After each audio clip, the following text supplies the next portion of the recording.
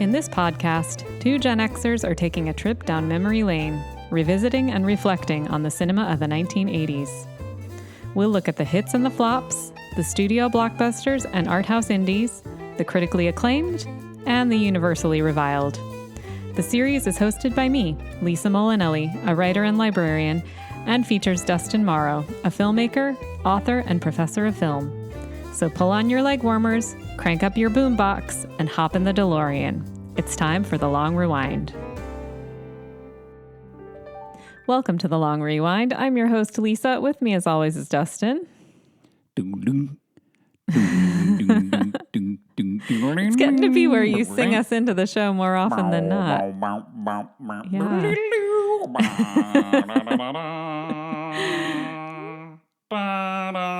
So, what are we talking about today? Today we're talking opening credit sequences from the 80s. Yep. Which I feel is a bit of a lost art. I don't know who ruined it. I remember the first time I saw Lost, the show Lost. Yeah. Mm-hmm. And the credit sequence was literally just the word written in white, all capital letters, floating through the air for about 4 seconds. With and thinking, sounds. That's it? Yeah. That's all we get? Yeah. But somewhere along the line, the opening credit sequence pretty much died. Yeah. Yeah. Yeah, it's become very much like a 2-3 second, even if it does have like a little bit of a theme song or a little bit like of a Stranger sequence. Things, but even that's just, you just see the wood letters kind of crossing over each other. I mean, I'm sure they're still out there. You and I don't watch a lot of like modern TV shows, but I guess Game of Thrones had a pretty decent one. I mean, we watched the Goldbergs that had one. Yeah. It was very short, though. That's what I'm thinking is like they've become pretty truncated, even if they still have them. A lot of times they're pretty short, in comparison. Yeah, but so, talking 80s opening credit sequences, these things were like miniature films unto themselves. Mm-hmm. And they are, for me, they're the thing about 80s TV shows that fires most directly into the nostalgia center of my brain. That's so interesting. Why do you think that is? I mean, the show as a whole, for sure. Uh-huh. But there's no element of the show, of any show that hits the nostalgia button quite as much as the opening credit sequences of my favorite shows. I think that's right. I agree with that. I think it's because, I have a theory. I just came up with this in the last 5 seconds. We'll see if it's similar to mine. See if you tell me if this is what you're thinking. Yeah. So they've done studies that have shown that music is, of all the arts, is the one that sort of, I don't know how to say this. I used to be able to talk about this with a lot of elegance because I made a film that referenced this stuff, and I used to serve on the board of a research center in Philadelphia called the Arts and the Quality of Life Research Center, which does studies in administers programs in music therapy and art therapy. Yep. And there are studies that show that of all the arts, music is the one that has the greatest capacity to heal people physiologically, not just like psychically, mentally, right? But actually provide some kind of lasting physical health just by engaging with it, which is to say that having the brain engage with music. Right. And, there's all these studies they've done that show that people who can't remember what they had for breakfast yesterday can remember every word to a song they haven't heard in 30 years. Particularly. So I think it's something about the way music works in particular. And also, the other thing I guess I would think it might be is that the opening credit sequences of the 80s were very much responding to, most of them were very much responding to the introduction of music videos to our culture and how important music videos were, especially to us as young people. And so some of these, you'll see some of mine, like my top 2 or 3 are just, they could play like straight up music videos. And so they use editing strategies that are designed to almost function like the hooks of a pop song. And so they just get stuck. Like I could, my top 2, I could probably describe every shot in those opening credit sequences in order for you, in much the same way that I could recite every line of a song that I really love. So I don't know. What do you think? I think you're right. I was thinking along the same lines in terms of music and its effect on the brain, and its ability to evoke emotions too. I mean, we talk about this when we just talk about regular movies, right? You know, a scene, a visual scene can change very drastically depending on the soundtrack you put under it, right? So I think music's ability to help us remember and change our brain, but also our emotions, I think that's part of it. I also wonder, you know, I don't know how this probably is just kind of the same thing, but I think I sort of get the same feeling watching a credit sequence as I would before watching the show. Like, oh, yay, I got to watch a show I like, right? Like it's like an anticipation, almost a celebration and anticipation, right? So, you know, it's almost like the waiting for Christmas feeling as opposed to the actual Christmas feeling, right? Like you're almost more excited watching the credit sequence than you are the actual show. I don't know. What do you think about that? Yeah, that makes sense to me. And I think this something you and I have talked or struggled with, I should say, throughout the, you know, duration of all the time we've been doing this podcast is questioning whether the media of this era felt more special to us just because we were young at the time and there was less of it, and you know all that it was harder to get, you know, that all that sort of thing, or whether there was something about the media itself, something inherent to the media that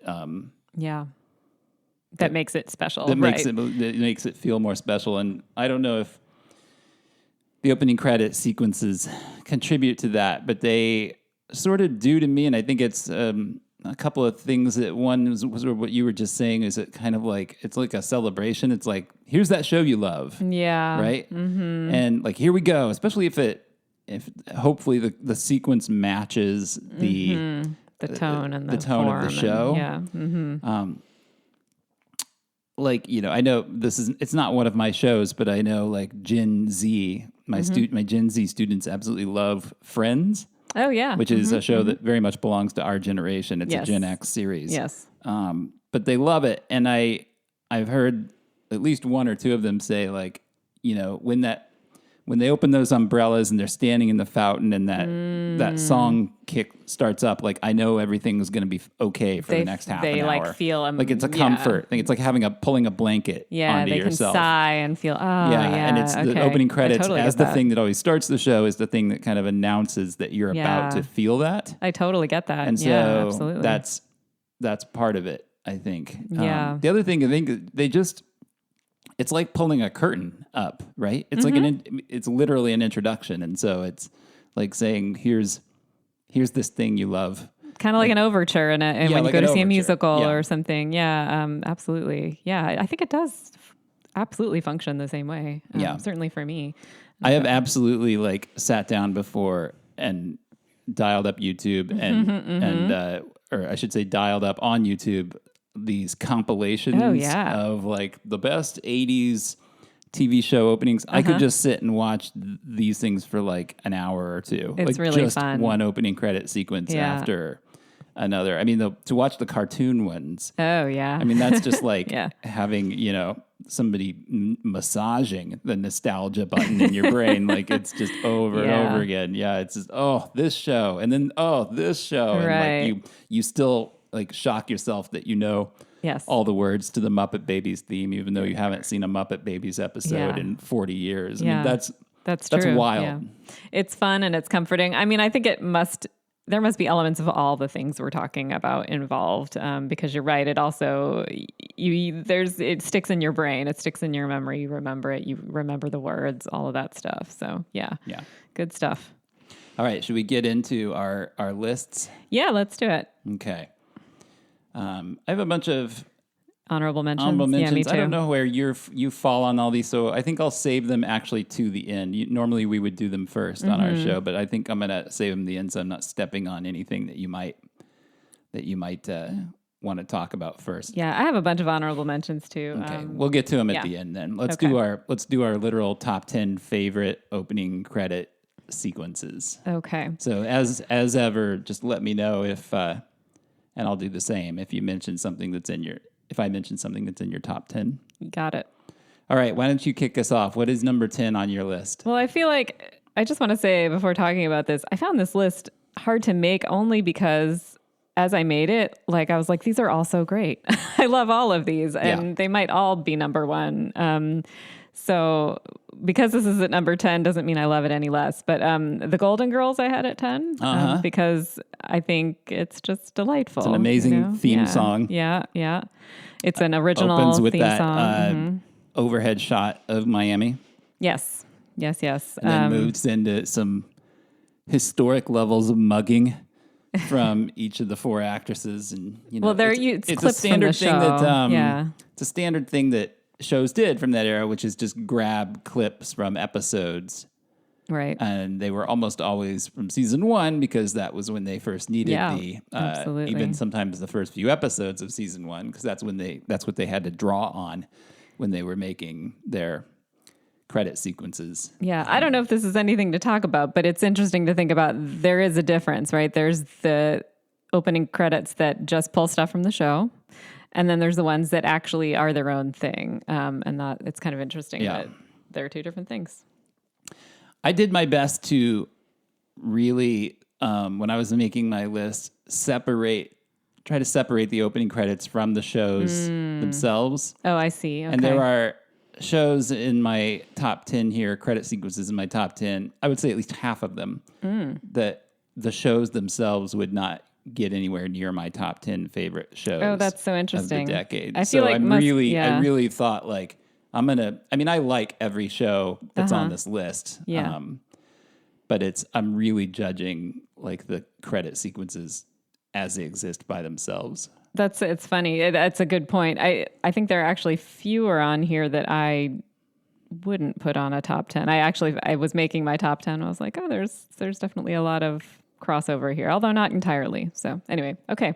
My number 10 is The Fall Guy. Oh, yeah. Which is the show in which Lee Majors plays Colt Seaver, a stuntman who also works as a bounty hunter when he's not working as a stuntman. And it is the only example I've ever heard of a show that was sold to a network based on its theme song. Oh, wow, really? So it's really, so the producer went into the meeting with the network, played the theme song, and they bought the show. Wow. Okay. Off the theme song. And so it's just this great country ballad about it has some of the funniest, most playful lyrics of any theme song ever, really.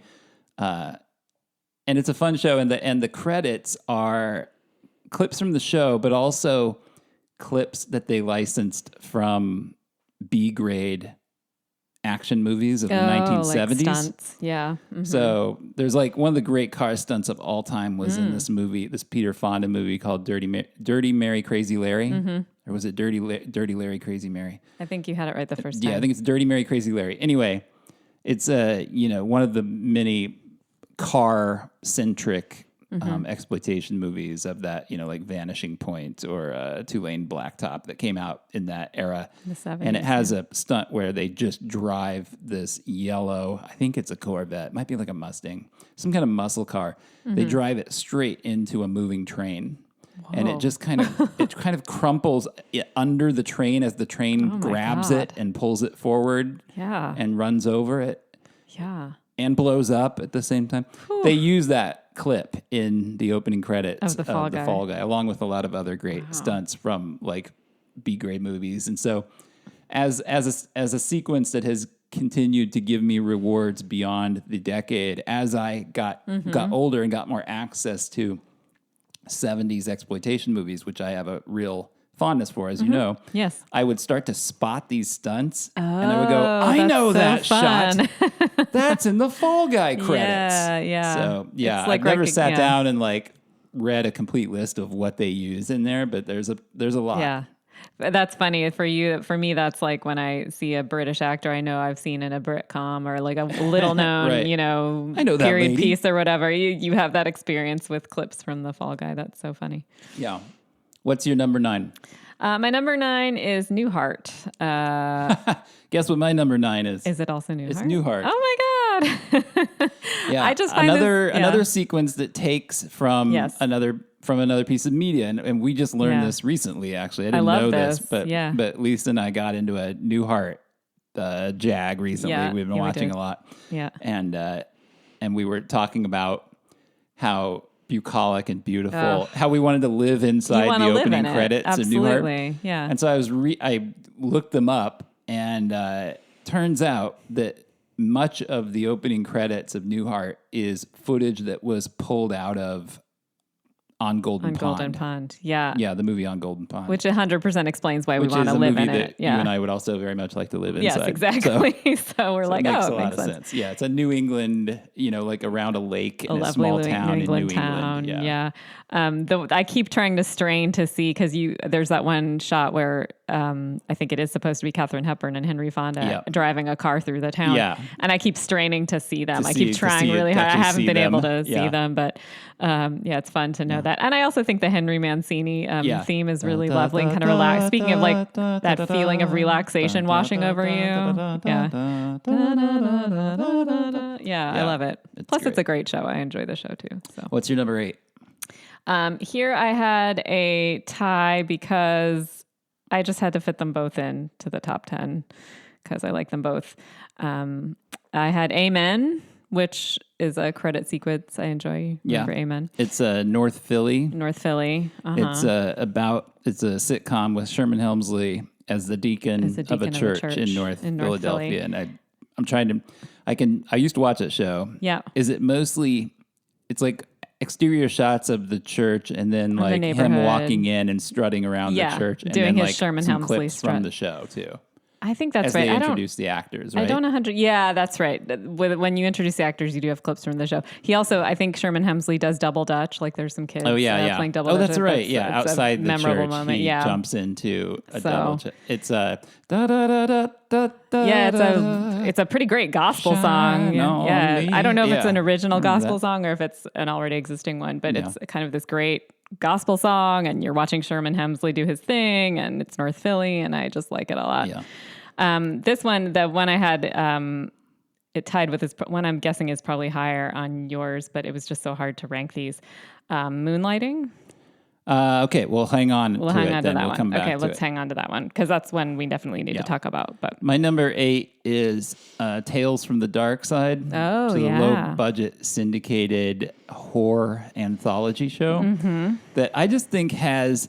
I think the opening credits of that show are among the creepiest thing I've ever seen on film, video, period. Yeah, you showed this to me. I hadn't seen it. It just something about it, and I know I'm not alone because I've read comments under YouTube clips of this thing that I wasn't the only one that was like really bothered by this as a kid, and still to this day finds it pretty eerie and pretty creepy. Yeah, and you would look at it and be like, why? It's like it's like bucolic, lovely shots of rural Pennsylvania. It's a George Romero show, so it's stuff shot around Pittsburgh, I'm sure, out in the country, like covered bridges and meadows, and roads and I think neighborhood streets too, right? Like houses. It has this very creepy voiceover and this incredibly creepy and disturbing music. Yeah. Well, and doesn't the image it turns like negative or something at one point, which I think adds to the. You showed it to me, and I remember thinking dread. Like it really, it conveys dread. I think. Yeah, so it's very effective. Yeah, it is. Yeah, it used to spook the crap out of me when I was a little kid. Yeah, it would come on. I wouldn't go near that as a little kid, but I've seen it now as an adult, and it's pretty cool. So, what's your number 7? I almost don't want to say because I assume this is almost much higher on your list too. It might even be your number 1. So you want to hold on to it then? Yeah, let's get my number 7. My number 7 is a little romantic comedy called The A-Team. I had a feeling the A-Team was going to be on your list. Let's talk about it. It has that. It wasn't the only show to do this, but it was the show that did this better. It has a spoken word intro to the opening credits. Telling the story of the A-Team. Yeah. Which my friend John and I took and turned into a promo for our radio show when we were in college, which is very funny. Yeah. it's just a great muscular action. Dun, dun, dun, dun, Yeah, very dun, dun, dun. almost It's like a march, theme. like a military it's song. It's just yeah. 5 minutes of stuff blowing up. Yep. And cars, What could be cars better, jumping right? over cars, people jumping of vans. Yeah. I mean, it's just, it's wild action. But for me, the thing that sells it is that spoken word intro about them, escaping to the Los Angeles underground. And if you need help and no one else can help, maybe you can hire the A-Team. I mean, it's just an it's pretty incredible iconic. spoken word intro. I wanted to get one of those on my list for sure. It's definitely iconic. I love it. What's your 6? My 6 is The Joy of Painting. Oh, right. I think Bob this Ross. is one. Yeah, I think this is just one of those. Gosh, it's one of those that evokes that feeling of like complete relaxation and peace. I can't think of what the credits are, but I can hear the theme. You can hear in my the song, head. right? Yeah, it's him. Like, I mean, it's like a silly little sequence where he's there and he waves a paintbrush through the air, and then the image comes. You see an out image, of the paintbrush. Yeah, like it comes out of the paintbrush. So like I don't know that the visuals are anything to speak of, but there's something about that sequence that it's just like complete relaxation. It's peace in a theme song. So I thought it was worth talking about. My number 6 might be on your list. I'm curious. It's Cheers. It didn't make my list, but it's in my honorable mentions. I mean, it should make everyone's list, and that's kind of why I was like, what can you say about the Cheers theme song? It's iconic. Yeah. It's amazing. It's way more iconic than anything I ranked above it. Exactly. But, I didn't put it. Those old, I never looked it up. I don't know what the story behind those images are. Yeah, Clearly they are know. pre-existing images, I assume, of the Depression. Right. I think it goes through time. I feel like you see different eras, at least in terms of dress. It's all those pictures of people in bars or outside of bars. There's a World War II one because he holds up. You see one when they do Coach. Then the older barkeep holds up a newspaper that says "We Won" on it. Yeah, I mean, so it's it does various go different. through different and decades. the women are dressed very differently, and all, you can tell by the length of the hem, for instance. So I think it's just various historical incredible pictures. theme. And the theme song is Forget It. I remember, pre-internet when we were kids and you couldn't just look up anything anytime. I remember thinking that was Woody Harrelson singing that theme. Oh, really? What made you think it was him? It just listen to the very beginning of it. Making your way in the world today. That does it kind of sounds have like a young sound. Woody You're right. Harrelson. I mean, it clearly is. I could see that. We know it wasn't. No. It's Gary something as the guy's name. I don't remember his name. But it's Woody was also not on the show in the beginning. No, that's for the right. first few years. But I see how you might have thought that. Yeah. It only didn't make my list because it's like, I mean, of course, it's like the number one of all time theme song. But it's just a great credit sequence. It is. It's a great credit. You're right. It's a great credit sequence.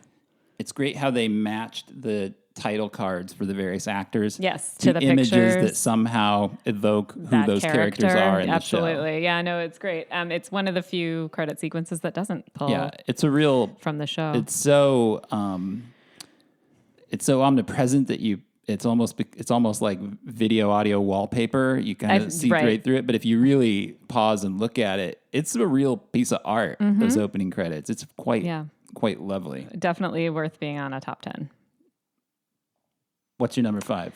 My number 5 was It's Gary Shandling's show. Yeah. An amazing theme. Yeah. And I think it was, the reason it made my list was because it was, I mean, I think it's really fun. I think it was a fun theme song and, it usually was a different, like it was only the song. There wasn't like a set credit. Yeah, there wasn't. I think, for that they would show. just start playing the theme song as the show was starting. Yeah. But it was kind of my introduction to like meta humor and self-reflexive humor at the time. So and I think it's just a funny. It's a very funny. The theme song is about the theme song. Yeah, exactly. Yeah. So it was like my introduction to that kind of comedy, and it really stuck with me. It kind of blew my mind a little at the time. I was very young when that show was out. So, My number 5 is. This is where it started to get hard for me to rank. Yeah. My number 5 is Magnum PI. Oh, of course. And it's something about the very beginning of that credit sequence where you see the helicopter and the words Magnum PI fly up, and then that guitar lick kicks in that bow, bow, bow, bow, bow, bow, and then you're off. It's got to be like the fastest theme. I mean, that theme that's a fast sounding. It does sound very fast. It's just... Well, it's driving, right? It's that driving the feeling. theme song itself is just so accelerating. It's like it throws you into the show. And it's mostly clips from the show, and that's fine, but they're well chosen. They're like... Yeah. It's, it's like the Ferrari peeling out. Oh, yeah. And, Tom Selleck mugging, and it has a nice rhythm to it. But for me, like, I may have picked this theme 99% because of the opening, like, 3 seconds of the sequence. It's just something about the way it kicks in with that shot of that helicopter banking with his name flying up, and then that way that song just like hurdles you into the show. I think it's a great example of a credit sequence that really gets you excited and sets you up. Like, it's that anticipation. It's a good example of that. Yeah. What was your number 4? My number 4 was Star Trek: The Next Generation. Oh, yeah. And that's for similar reasons that you picked the A-Team. Of course, I just adore the Patrick Stewart monologue. In that, that's right. I forgot that the final frontier. Yeah, he reads it off, and then it's just shots of space and this Enterprise whizzing through. Yeah, which is a total homage or recreation even of the original. And also it's similar with a different theme. What's that? With a different theme. Yeah, with a different theme. I mean, it's similar to the A-Team in that respect because it's got this, to me, fantastic, exciting opening monologue by Patrick Stewart. And then you've got an almost military sounding, like very like march kind of da da da da da da da, song that comes after it. So I don't know. It's a show I love. I always get chills when I hear him start saying "Space, the Final Frontier." Yeah. So, my number 4 is my nomination for the coolest opening credit sequence of all time. Okay. Which is saying something. When I get to my number 2, you're going to be like, "Wow, that's you thought number 4 was cool." Yeah. But I think it is. It's Friday Night Videos. Oh yeah, that's right. It has this. I can't hum it. It's not a real hummable theme like a lot of these, but But it has this great theme song with this driving guitar that comes in right at the tail end. It's a very electronic sound, right? Yeah. Mm-hmm. And these very early computer-generated animations of like a needle from a record like being lowered onto a needle. And then there's this guy who looks like a rock and roller. He's wearing like kind of like what Springsteen wears in the Born in the USA video. And the jeans and T-shirt bandana he's situation. tied to part of the record player. Oh, right. And his eyes are... He's got a blindfold on. It's very strange. Very artsy. It's just so... It felt... As a kid, it just felt so cool. And when you were up late on a Friday night when you were like 8 years old, like that was just a cool thing to do because it was the one night for me that, that and Saturday that I was allowed to stay up late because there was no school the next day. And just seeing that opening and knowing I was going to get to watch music videos and it was just the coolest thing. And I think it holds up. Like if you look at it today, it's a really cool opening. I think it won. Yeah, you mentioned. I think the year it was done, it won like a special Emmy award or something. Right. There was some kind of recognition through an award. Credit sequence. Yeah, of that credit sequence because of how innovative it was. Yeah, it's very cool and grown up and artsy, so it's definitely cool. Yeah. Yeah. Agreed. What's your number 3? My number 3 is similarly artsy. The opening credit sequence from Mystery, PBS's Mystery show. Are you familiar with this one? I think so. Edward it's like Gorey. An animation, isn't it? It's animated Edward Gorey right. art. It's very sort of Art Deco. Yeah. Edward Gorey. Am I saying the right name? I think it's Edward Gorey. Yeah, I think it's Edward Gorey. I don't know if he actually did it, but it looks like Edward Gorey art if it's not actually. And there's this this very sort of minor key tango that runs over it, and it was much longer. So this is a very good example. You can watch over time how that sequence got completely contracted. It was quite long, at the beginning, and it was almost like a whole little scene that was playing out, and you would see different murdery type things happen, Edward Gorey style to these different characters. And at the end, there's a woman, she's up on the balustrade of a castle. She's high up on a house and she's like fainting away and her, on the top of and her scarf is flying off into the wind. And now all you see is that woman fainting with her scarf flying away. And you hear a little bit of the theme song, and that's all they have for I Still Watch Mystery. So that's all you get now instead of that long credit sequence. But I think that credit sequence is worth seeing and talking about. It's pretty cool. I think I have seen that now that I hear you describing it. I remember as to me, because I didn't watch that show as a kid, but you just come across these things. You do. I actually didn't really watch the show as a kid either, but I always remember being captivated by that credit sequence even as a kid. And, because I'm the person I am, I thought that was cool. You were like, Friday Night Videos is cool. And I was like, this mystery thing looks really cool. So anyway, that's me. My number 3 is like a 2-minute contraction of the Death Wish movies. Okay. It features a theme by Stuart Copeland of The Police, so a percussion-forward theme, and it's for a show called The Equalizer. Oh, yeah. I thought you were going to say something else. Okay. Yeah, what do you think I was going to say? Oh, well, you're probably going to mention it, so I won't say it. Yeah. Well, The Equalizer was a show about a former CIA agent who did a lot of immoral things while working for the CIA, and so his way of kind of paying back society, I guess, or his conscience, I should say, alleviating his conscience, is to help people out of jams, which was the thing that the A-Team did. That was a thing in the helping people 80s, out of jams shows. But the credits are this incredibly sleazy, kind of tawdry, scary 2 minutes of shots, like really evocative, shadowy, frightening shots of crimes about to be committed. Mm-hmm. Yeah. And it's all the kind of crimes that you would imagine of if you were like a country bumpkin that go on. It's like in the fear-mongering city. type of stuff. stuff. It's total fear-mongering. Mm-hmm.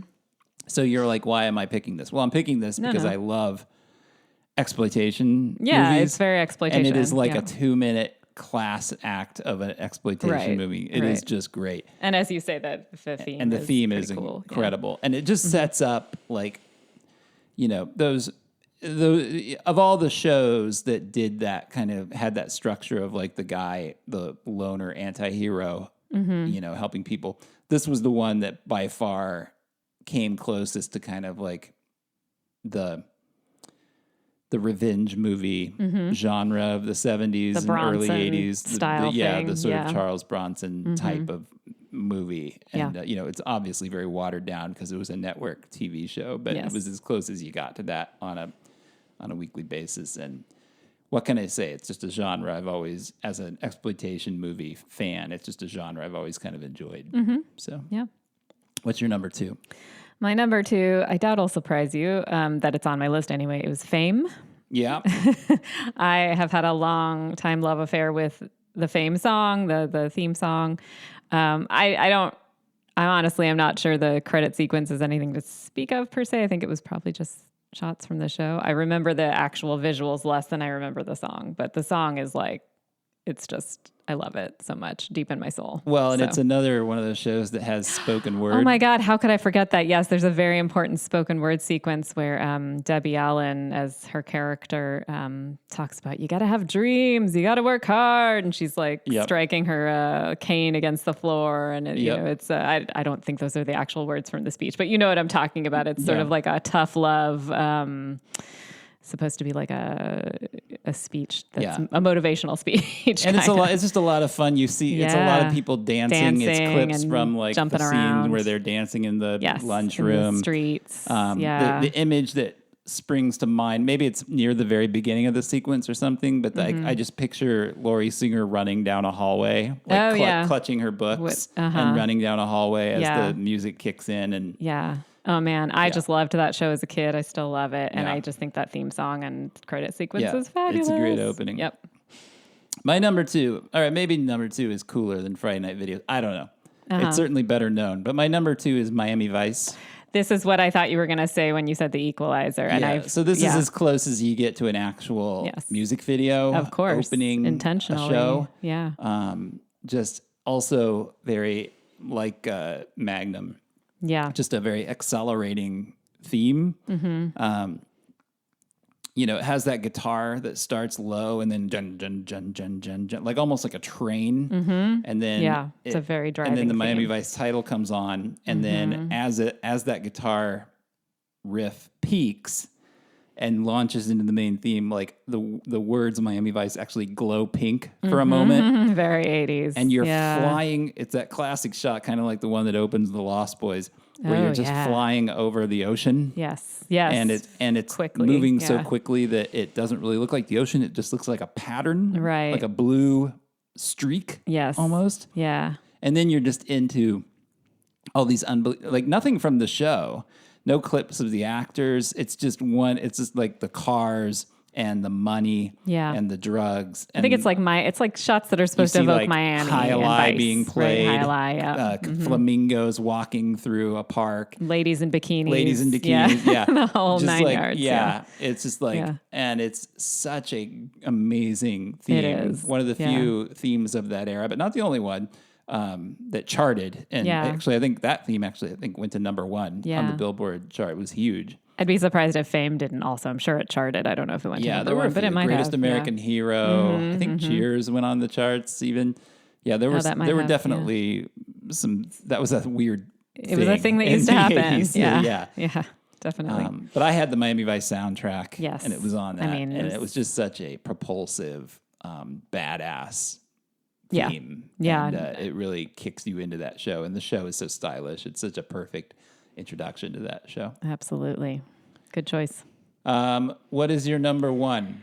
My number 1 is Reading Rainbow. Reading Rainbow, yeah. Yeah, which I think for me makes sense, right? I know it's maybe not like the greatest of all time, but it's pretty great. But for a lot of people, I mean, the song is wonderful, and there's some lovely animation in the credit sequence. It's like, I think it's like real world kids usually, right? Sort of reading a book or interested in something, and then an animation kind of gets drawn over them, and it's like whatever book they're reading, it's like they're in it. The one becomes an astronaut. There's a pirate ship in there. There's the butterfly, of course. And the beautiful butterfly. That also has rainbows coming out behind it. So I think it's, beautifully done and a great song. Yeah, it's a great song. And it's a show I love, and it's good nostalgia. In a shocking twist on the long rewind, worthy of M. Night Shyamalan, the librarian has selected Reading Rainbow as her top opening. Yeah, I know. Sequence. Everyone's just super shocked right now. Yeah. My number 1 is one you mentioned earlier. It's Moonlighting. Oh, okay. Yeah. It is. The Moonlighting is amazing. Yeah, it's just heaven. Yes. It's the Al Jarreau. That's another theme song actually that charted. It might have went to number 1 too. That was a huge hit. That song. It's a great song. It's so you hear that jazz voice, that like very 80s synth. Great theme. And you're seeing photographs. These beautiful very photographs, color, but like very film noir, very grainy, very grainy photographs of nocturnal Los Angeles. Yeah, beautiful stuff. Like images that could have come out of the Into the Night movie, the John Landis movie, or just these really evocative. Like every picture feels like it was taken at 3:00 in the morning. Yeah, and they're clearly documentary. Some of them.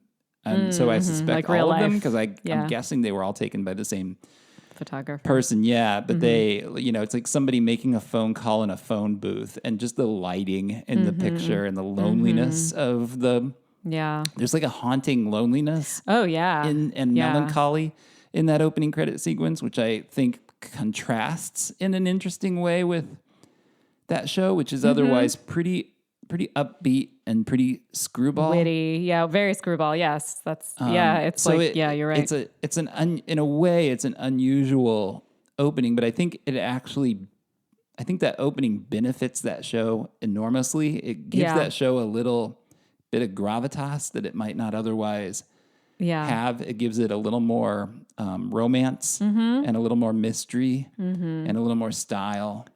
And I could just watch the Moonlighting credits on a loop all day long. Yeah, That's how much it's I a love beautiful them. sequence. I love them so much.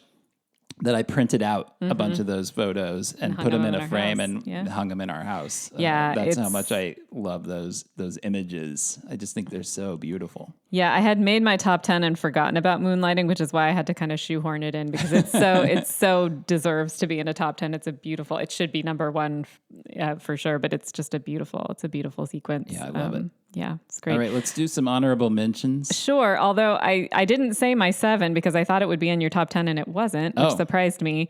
It's probably in your honorable mentions though, so we may as well talk about it now. Yeah, lay it on. Perfect Strangers. Yeah, Perfect Strangers is great. Yeah. I thought it might be in your top 10, but it's a lot of fun. It's Larry Appleton leaving Wisconsin for driving into Chicago, and then it's a lot of mostly clips from the show. Actually, there aren't. There's a lot of original material in it, though. There is, you're right. Balky jumps on the back of a little wagon. Yeah. America or bust. Oh, yeah. And then you see him arriving at Ellis Island. Yeah, you're right. I mean, and there's also like they go to the theater together. They're going to a show, The Odd Couple. I guess you're right. I guess it's mostly, if not all, stuff shot for. It's almost like prequel, but also happening at the same time. And there's the shot of them going into the Chicago Tribune building where they're trying to go through the revolving door and they can't get through because of the wind and everything. Yeah. So I just think it's very fun. It's very evocative of the show, and there's like a lot of original material that's kind of fun to. And just one of the all-time great themes. Yeah, it's a great theme song. It's very another theme uplifting. That my friend John and I shanghaied for your show. Yeah. For a radio show spoof. Yeah.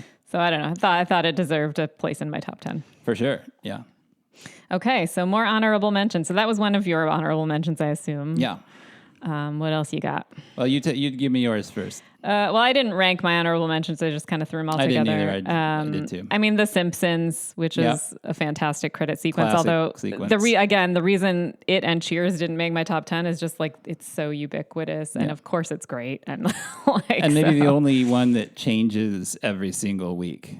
Because it has a different true. button, it does have a different ending. joke at the end of them landing on the couch. That's a good point. Yeah, so it does. So that was one of my honorable mentions. Just give me just run through them all for me. Yeah. Murphy Brown. Not so much for the credits themselves, but there was always a great like Motown. Yeah, it always opened with a soul song. I think the credits themselves were just it was just a black the beginning of the footage. Yeah. So I'm not saying that the visuals were important, but it grounded you in that her love of Motown. Yeah. 227. Yep. I love me some 227. Yeah. Wasn't that theme sung by Marla Gibbs? I believe so. Yeah. No place like home. Yes, I love that song. I can sing the whole thing. I won't do it for you now, but I can. I think the Entertainment Tonight theme song deserves a shout out. Again, not so much for the visuals, because it's for me an iconic song.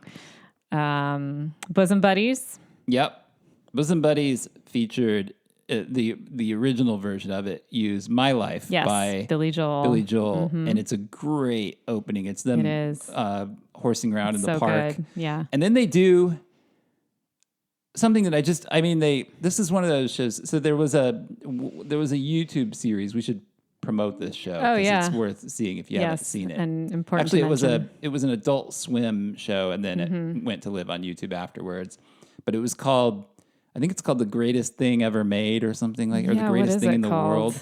It was a show created by Adam Scott, the actor from Parks and Rec and Severance, in which he and his friends would recreate shot for shot iconic opening credit sequences. So they do like Heart to Heart. They did Simon and Simon. They did Too Close for Comfort. They did the Fall. Did they do the Fall Guy, or did they not? I think they didn't do the Fall Guy. Okay. I think they only did 4 episodes, and then the last one was Bosom Buddies. And I think they only did 4 because Adam Scott said that they were so work intensive because they would have to track down the locations and the wardrobe and the hair and all that, but then also go out there. I mean, it was a shot spend for a half day shooting one 5-second shot. Yeah. And so it would take them like months to shoot one 30-second opening. So it just became, I think, logistically too much work, but they're really fun. And all of which is to say, there's a thing in the Bosom Buddies opening credits where Tom Hanks bounces like a racquetball off a stoop, and it flies up in the air, and Peter Scolari catches it behind his back without looking, and it goes way high in a very particular way.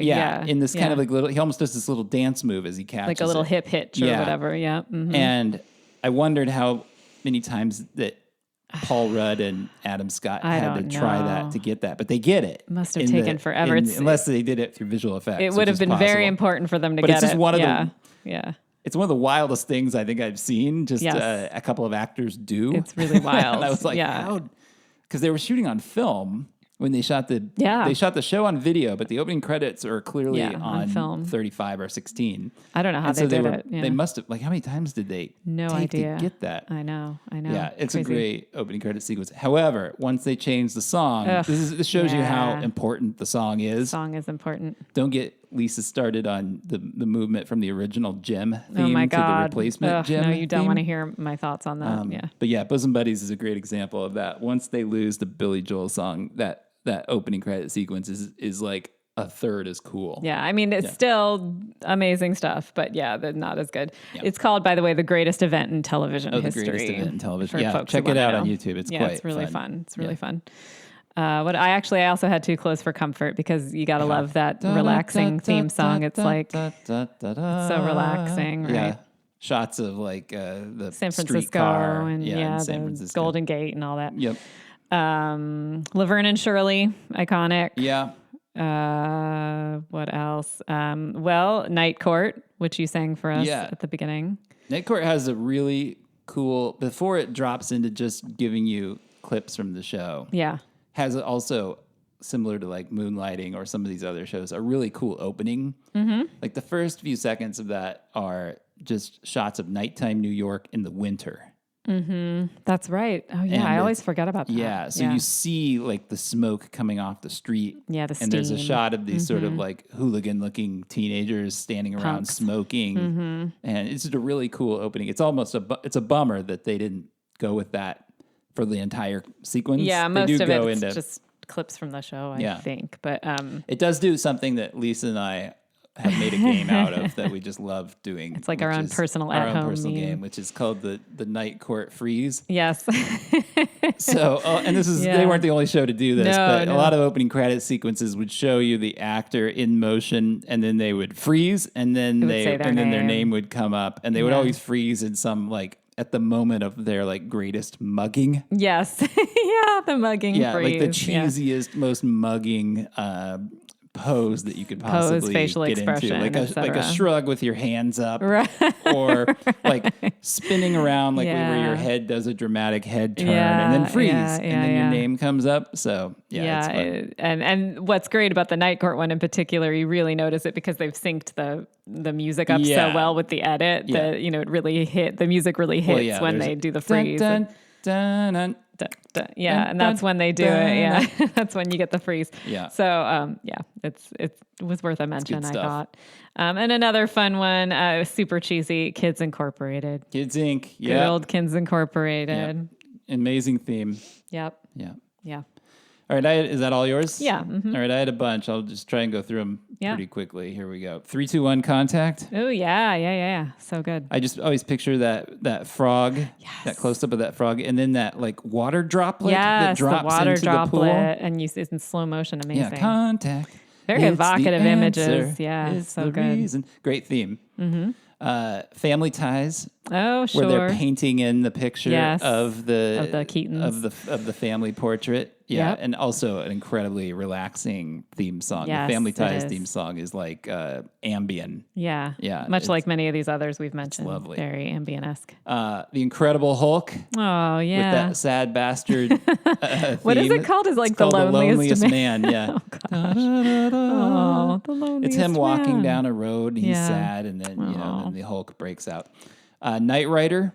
Yes. Which is a really cool electronic theme, and the iconic image to me from that opening credits is just that car driving across the desert, across the open desert. Like, so much cooler. It's just driving across sand and dirt. So much cooler than the actual show. Yeah, way cool. Yeah, it's so cool. Yeah, the show is, once the show starts, you're like, oh, this is not nearly as cool I mean, as the don't get me opening wrong. credits. I loved me some Knight Rider, but when you think back, it's like, that's a very cool sequence. Similarly, Airwolf. Oh, yeah. Which gives you like the blueprints. It like flashes really fast through the blueprints for the helicopter. And then it has a really great, like aggressive electronic theme song. Probably better than Knight Rider even. It goes da da da da da da da da. Oh, yeah. Yeah, it's a great theme, but also turns into kind of a lame show.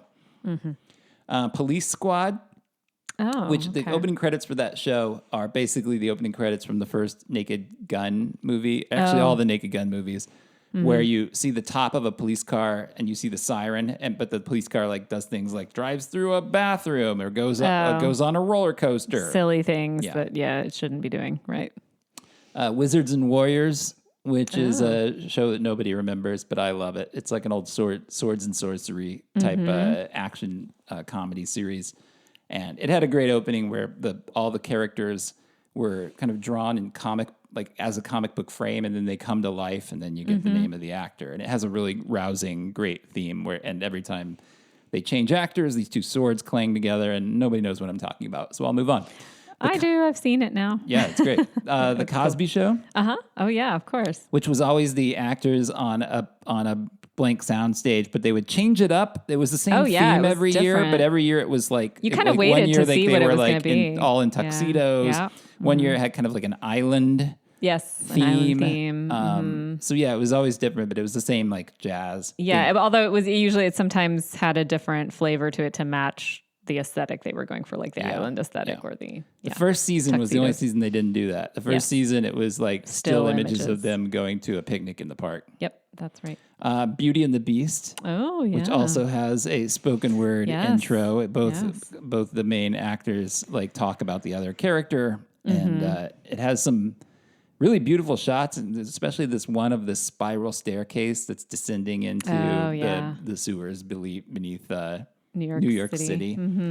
It's very corny. It tells you exactly the show you're going to get. It's a very cheeseball, sets you up well. Melodramatic opening, but I kind of love it. The Wonder Years. Oh yeah, which is like 8mm home movies. Yeah, very well done. Of the Arnold family, and accompanied by the classic A Little Help from My Friends. Yeah, A Little Help from My Friends by Joe Cocker. Done by Joe Cocker. Yeah. Yep. Late Night with David Letterman. Oh yeah, which is shots of. I love the thing, the interstitials when they would go to commercials too. Like those were great. Photographs of like weird areas of New York City. Nocturnal New York City. Yes. I would mention Give Me a Break, not because the opening credits are anything interesting, but just because the theme is so great. Nell Carter is sung by amazing. Nell Carter. Yeah. Just a fantastic, classic, cheesy sitcom theme. But she sings it like it's not that. Yeah. Couple others that I would mention, not because I think the intros are doing anything interesting, but just because the theme songs are so much fun. Who's the Boss? Although it does start with that nice shot of the van driving. I love New that England. shot. That shot makes me feel so cozy. Road. It's so cozy. Yeah, yeah, I love that. My Two Dads with a theme sung by Greg Evigan, one of the actors. That happened occasionally. Yeah. Saved by the Bell. The opening theme of that is one of the most. The opening credits of that are like among the most 80s things. It's all these so like 80s, it looks graphics. Like clip art flying around the screen. Yeah. Mr. Belvedere. Yes, which is one of the funniest and oddest themes of any. I don't even know how to describe that show. Theme song. Paper Dolls. Oh gosh, okay. Fantastic theme song. Yeah, to another show that's completely forgotten to time. T.J. Hooker. Oh yeah, sure. had a great theme. Yes, and near the end of the credits, my favorite thing ever when she chucks that nightstick between That's the only reason I'm laughing. And he falls. Yeah, because I'm thinking of your inspiration to try it yourself at home. Yeah, how I would throw sticks at my friends' legs because I was trying to trip them because I saw it on T.J. Hooker. Yeah, on the intro. Sorry, people, if any of you are listening to this. MacGyver has a great theme, great action theme, and clips from the first season of MacGyver, and his name comes flying out of an explosion. I think perfect. How better to start. It would only be better if his shows. name were written in paper clips, I suppose. Yeah. But other than that, yeah. And then finally, another show that's forgotten to time, but it shouldn't be because, man, is it good. And I encourage people to go back and find it if they're interested in this era of television, which is a show called Starman. Oh, which yes. was based that is a lovely on credit the sequence. Jeff Bridges, John Carpenter I love that movie. Yeah. The show starred C.B. Barnes and Robert Hayes. Mm-hmm. Robert Hayes playing the Jeff Bridges character. He comes back. He finds his son, who has grown up. And then they go off looking for, they spend the whole season searching for the Karen Allen character, their mom. Yeah. And it's a lovely show, and it has a really beautiful theme song. It does. Piece of theme music, and a pretty fun opening credit sequence to go with it. There's a little bit of spoken word on that. There too. is, too, yeah. Kind of telling the story. Yeah. It's good stuff. All right, we did it. We did it. That's I encourage people to go out and look at some of these credit sequences if you don't know them. Or, Yeah. Yeah. Some of them are really and great. I really think I think they should bring this back. I do too. I kind They're of miss delightful. them. And I feel miss bad them for too. like young people that are having these shows imprinted in their memories. Like, 30, 40 years from now, they're going to remember these. They're going to be talking about Lost and how important Lost was when they were a little kid. Yeah. And there's nothing to show for opening credits from Lost. I mean, nobody's going to get nostalgic for A floating word. a floating word. I mean, maybe they will. I don't know. Maybe they'll have to. I don't think so. know. I mean, there's, like I said, there is the Game of Thrones sequence. That's a pretty... Yeah, That's one of few. That one went too far in the other direction. Yeah, it was a little bit It is like too much, 7 minutes perhaps. long. It's quite long. Yeah. But it is very cool. It is yeah, really it is pretty cool. Yep. All right. Thanks for listening, everybody. We'll see you next time. Okay, see you next time.